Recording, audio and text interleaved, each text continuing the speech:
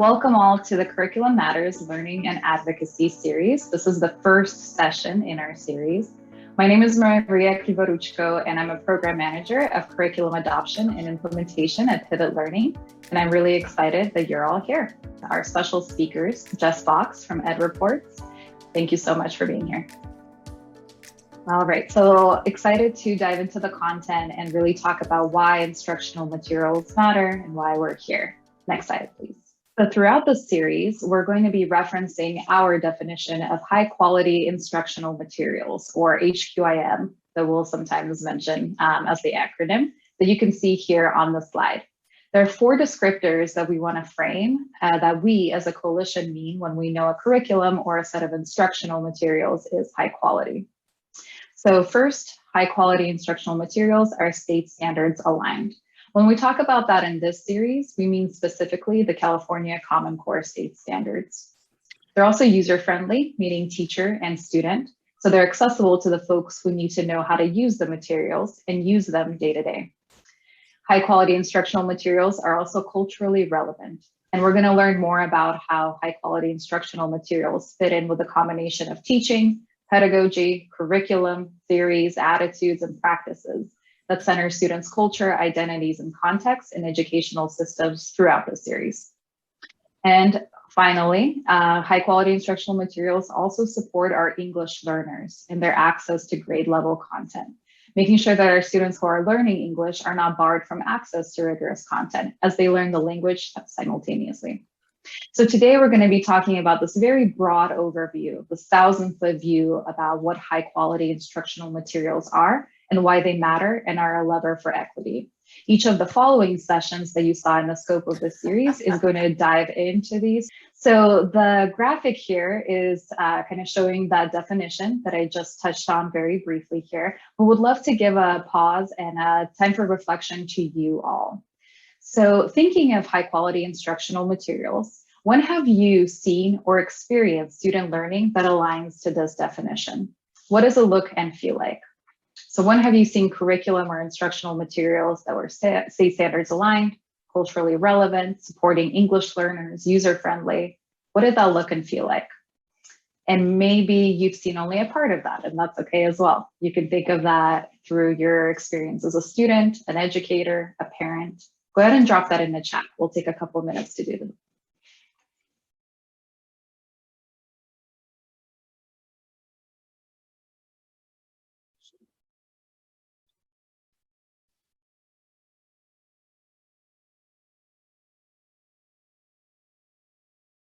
Thanks, Becca. Lots of voices and engagement in the classroom. So rich discussion happening in small groups. Absolutely.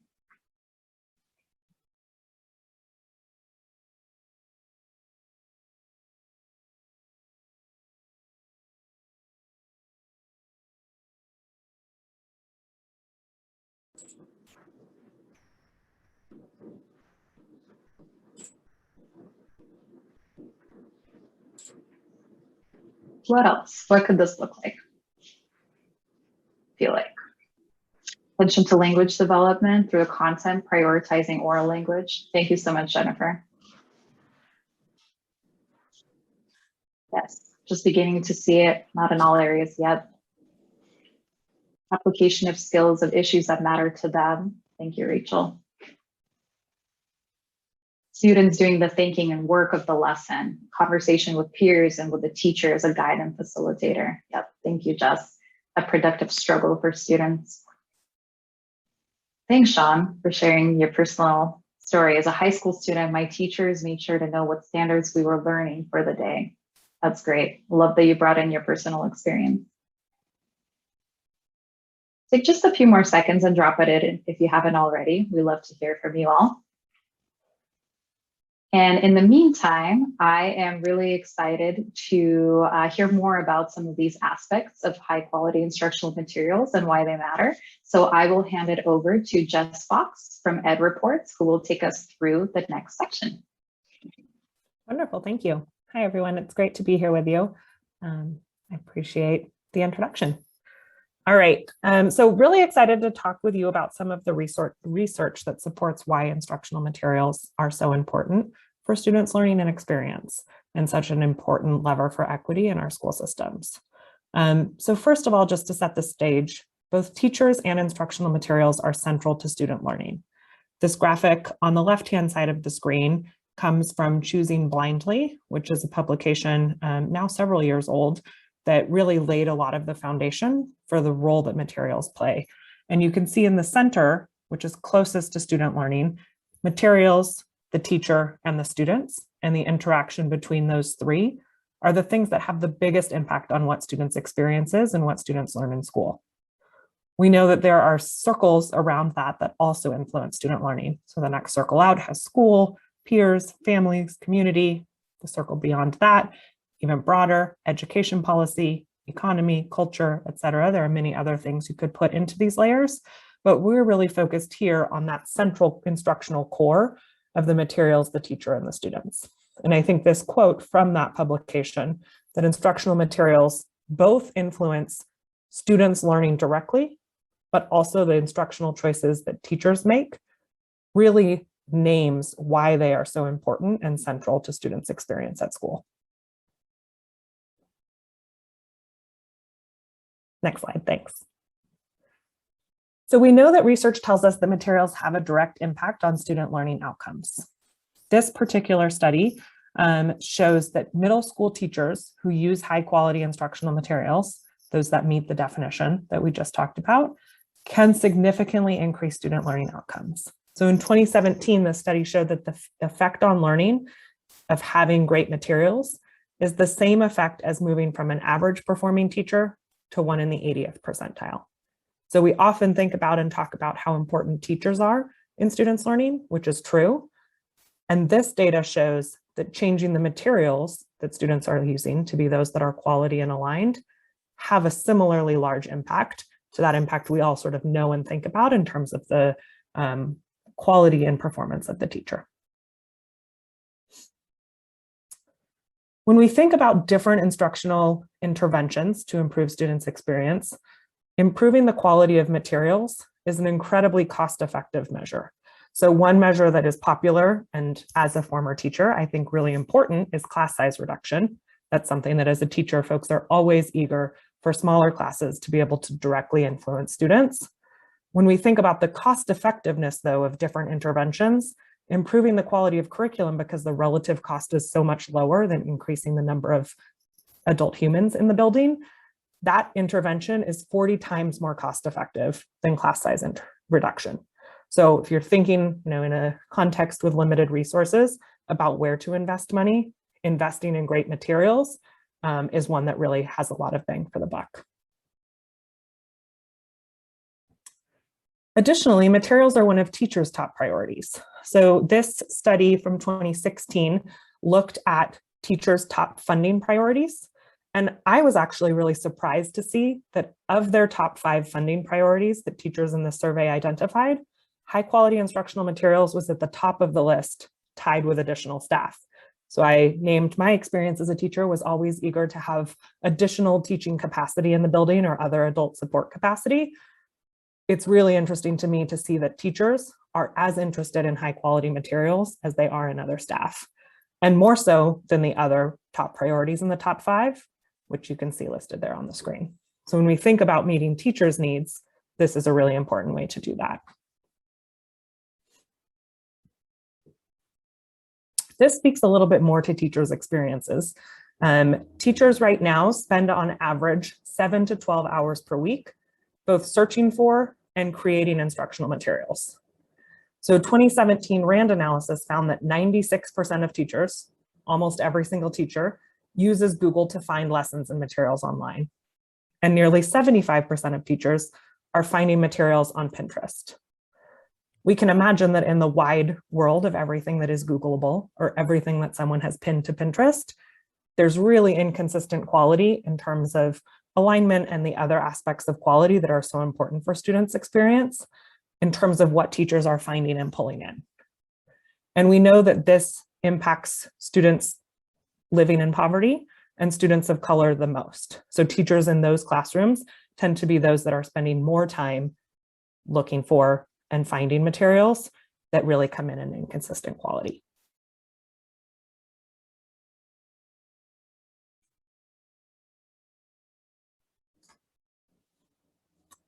So one of the things that we do at EdReports is we publish a study every year that looks at the state of the market in instructional materials. So on the left-hand side of the screen, focus specifically on math right now, given the context in California of that being the next content area up for adoption. Right now in the market, all comprehensive year-long materials, there are 31% of those that are on the market right now that meet expectations, according to our EdReports reviews. 28% partially meet expectations, and 42% do not meet.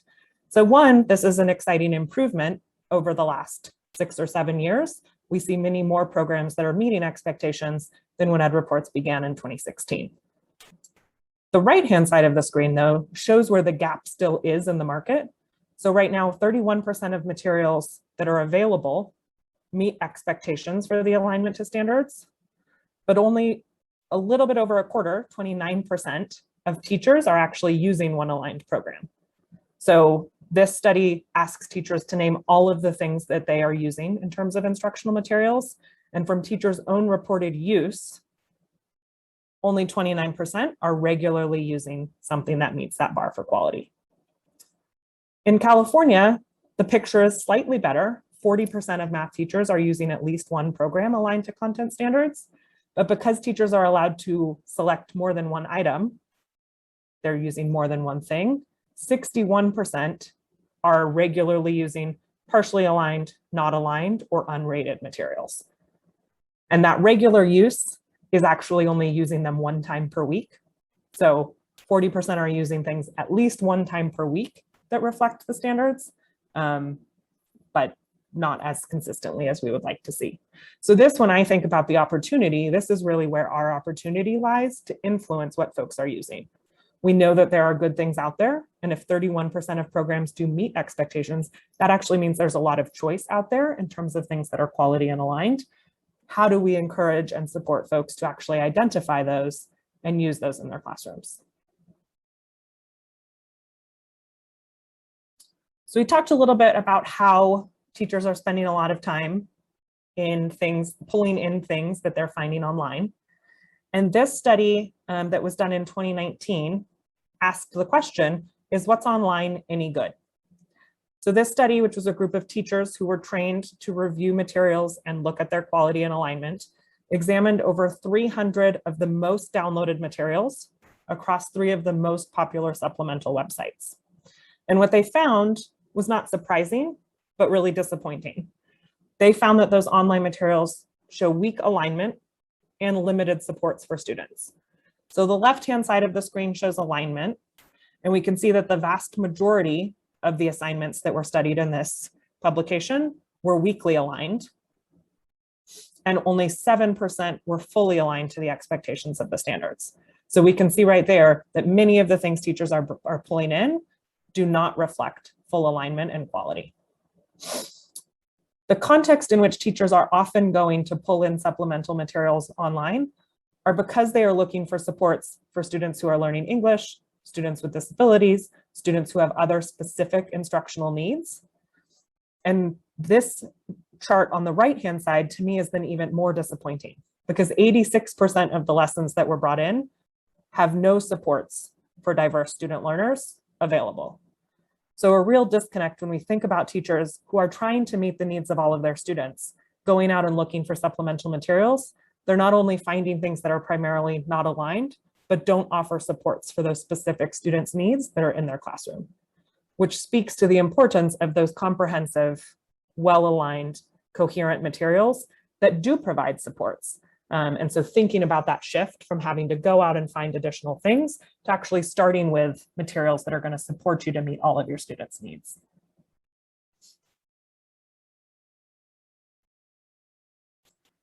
In 2018, TNTP published a study called the Opportunity Myth, and they found really stark data that emphasizes the points we've been talking about over the last 2 slides. The big headline was that students have really inconsistent access to high quality content.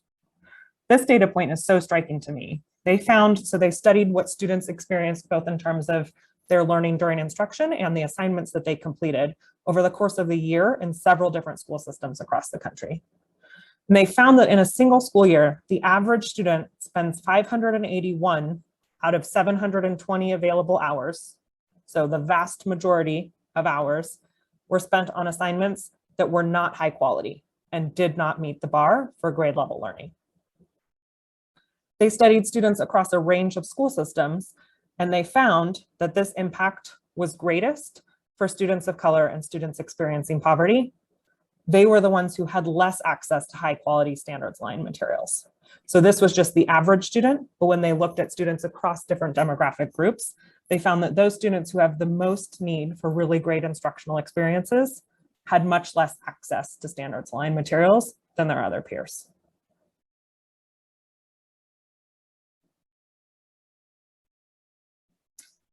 Here's some additional data pulled in both from that 2018 TNTP study, as well as a study from EdTrust West in 2015, looking at classroom assignments. These two studies found additional data along the same line. So still making that point that students of color and low-income students have inequitable access to grade level materials. One data point is that 38% of classrooms in which the students are primarily students of color had no grade level assignments during the time of the study. So that's nearly 40% of classrooms that were comprised of students of color where those students never experienced a grade level assignment. So think about what that means in terms of what students are learning and what their opportunity is. They're never even getting the chance to engage with grade level content and learn at the appropriate level for their grade level. Another way of looking at this is that approximately 70% of assignments across these studies that come from high poverty schools were not on grade level. So really stark differences when we think about the lack of opportunity overall to access grade level content, but how particularly inequitable that is for students of color and students who are experiencing poverty. These data points I just find so striking. We've talked a lot about what that experience means for kids when they are in school, but this lack of access to great content also has consequences that go beyond high school. When we think about students who are going to college, nationwide, 40% of college students have to take at least one remedial course. So students were told that they were learning this content when they were in high school. Students were working hard, they got into college, they were doing what was asked of them, and they find when they get to college that the skills they were told they'd mastered in high school, they actually hadn't. And 40% of them, including 66% of Black college students and 53% of Latinx college students, are having to take a remedial course. That cost for students and their families totals up to $1.5 billion annually. So not only are students having to spend the time to take those courses, but now they're not in high school, and so they're paying to take courses to learn content that they were told they learned in high school. And this also has a big impact on students who go right into a career. Many employers are reporting that high school graduates who are coming into their fields are missing skills needed to do their jobs well. So no matter which course, or excuse me, no matter which pathway a student is taking out of high school, we're seeing that this lack of access to quality content in high school is having a significant impact on whatever they choose to do next.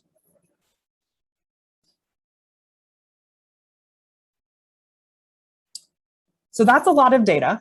We're going to have the chance to react to it in just a moment. But one of the things that we wanted to share from EdReports is we have been doing a lot of learning around what culturally relevant education looks like. And we partnered with Education First recently to really study what terms are being used in the field when it comes to this topic. What are folks talking about? What are they looking for in materials? And in developing that primer, Education First coined this term culturally centered education because they found that so many terms were being used in the field. And as this first finding says, the terms that are most widely used, culturally relevant, culturally responsive, and culturally sustaining, are really being used interchangeably. So we found that these terms have precise academic definitions, but when we think about how they're being used in the field, educators in particular are using these terms interchangeably. And given that, there really are not yet agreed upon well-defined criteria for culturally centered instructional materials. So we are doing continued learning in this area. we're really excited that Alice Wiggins from Unbound Ed is on the call today to answer any questions that come up around this topic, because Unbound Ed has done a lot of work in this area.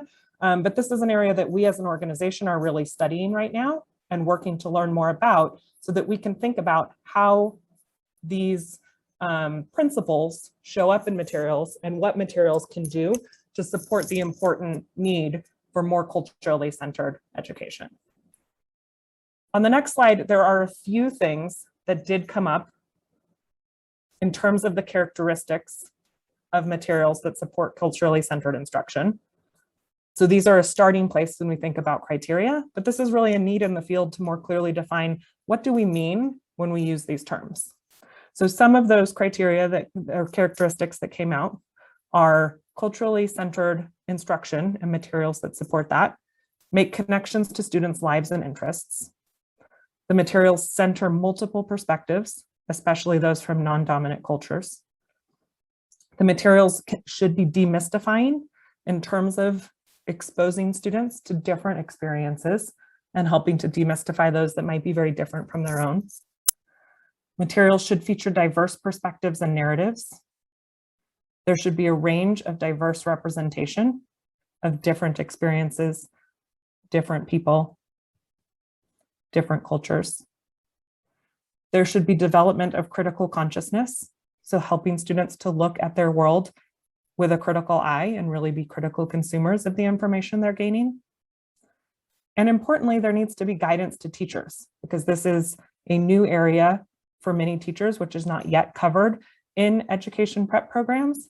And so really thinking about how we support teachers. You can have materials that are the most culturally responsive, and if teachers don't actually know how to facilitate learning with those materials in a way that is also culturally responsive, the experience for students is not likely to be culturally responsive, to be culturally sustaining, and to really support their learning in the way we'd want to see.